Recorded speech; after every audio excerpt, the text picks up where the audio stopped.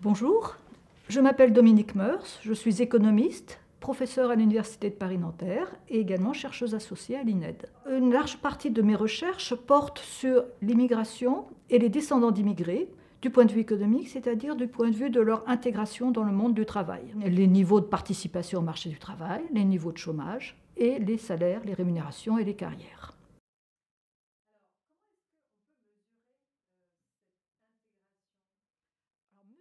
Pour ça, donc, on a l'enquête emploi qui permet depuis 1995 d'avoir l'origine des pays de naissance et la nationalité à la naissance des parents, de façon à pouvoir distinguer les descendants d'immigrés de ceux sans ascendance migratoire. Et puis, on a les grandes enquêtes de type Théo qui ont été menées par l'INED et l'INSEE. Une qui a été déjà faite et en 2008 et qui portait sur plus de 15 000 immigrés, donc on avait de quoi faire.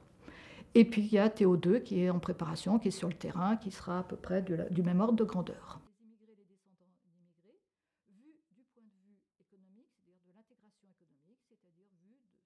Pourquoi je parle de cette vague migratoire? Parce qu'on ne peut pas penser les difficultés d'intégration économique des descendants d'immigrés sans regarder ce qui s'est passé pour leurs parents. Et pour leurs parents, ce qu'on peut dire, c'est qu'ils n'ont pas eu d'intégration. Ils ont eu un travail, parce que les taux de chômage étaient extrêmement bas, parce qu'il y avait beaucoup de travail à fournir, mais ils n'ont pas eu de carrière. Leur carrière a été plate. Ce qui fait que les descendants d'immigrés que l'on observe aujourd'hui, c'est les descendants de ces cohortes qui sont venues dans les années 60-70. Et qu'est-ce qu'ils ont vu? C'est que leurs parents n'ont pas été intégrés, ont eu peu d'intégration sur le français aussi, il y a eu peu d'efforts là-dessus.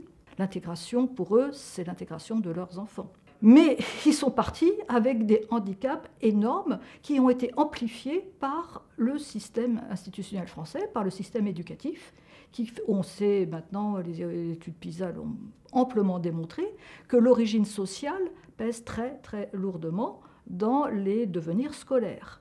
Donc ces enfants, descendants d'ouvriers non qualifiés, se sont retrouvés handicapés dans le système scolaire. Handicap qui s'est redoublé avec la ségrégation territoriale. Les populations immigrées ne sont pas réparties équitablement sur tout le territoire. Et le troisième point qui va les handicaper sur l'arrivée du marché du travail, eh bien, c'est tout simplement le racisme et les préjugés à leur encontre.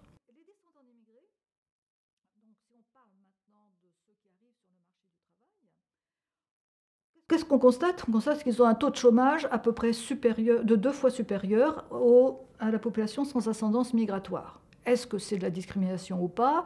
Il y aura toujours quelqu'un dans la salle qui va vous dire « oui, bon, vous n'avez pas tout mesuré, ils s'expriment mal, ils se conduisent mal, ils n'ont pas les codes, etc. » Donc, pour mesurer le phénomène discriminatoire dans la société, il faut passer à autre chose.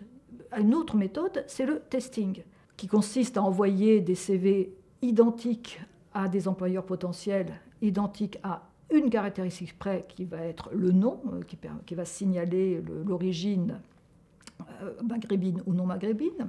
Le testing a l'avantage de mesurer le comportement des employeurs et non pas le comportement des demandeurs d'emploi.